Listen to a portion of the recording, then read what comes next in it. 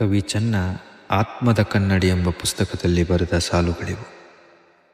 ನನ್ನವಳು ನನ್ನ ಬಿಟ್ಟು ದಾರಿ ಬದಲಿಸಿದ್ದಾಳೆಂದು ಬೈಯುತ್ತೇನೆ.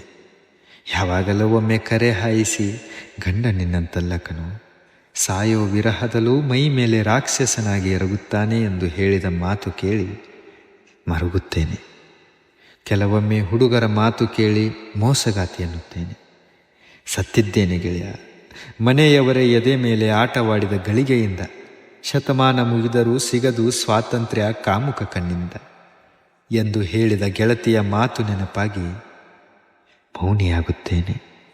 ಹೆಣ್ಣೆಂದರೆ ಅಲ್ಪಳೆಂದುಕೊಂಡು ಹಾಸ್ಯ ಮಾಡುತ್ತಾ ಅಲ್ಲಗಳೆಯುತ್ತೇನೆ. ಕುರುಡ ಸಮಾಜದ ಮುಂದೆ ಹೆಣ್ಣು ಬೆತ್ತಲಾಗಿ ಸತ್ತ ಸುದ್ದಿ ಕೇಳಿ ಗಂಡು ಜಾತಿಗೊಂದು ಧಿಕ್ಕಾರ ಹೇಳುತ್ತೇನೆ, ದೀಪ ಬೆಳಗುತ್ತೇನೆ. ಮತ್ತೆ ಯಥಾ ರೀತಿ ನಾಚಿ ನೀರಾಗುತ್ತೇನೆ.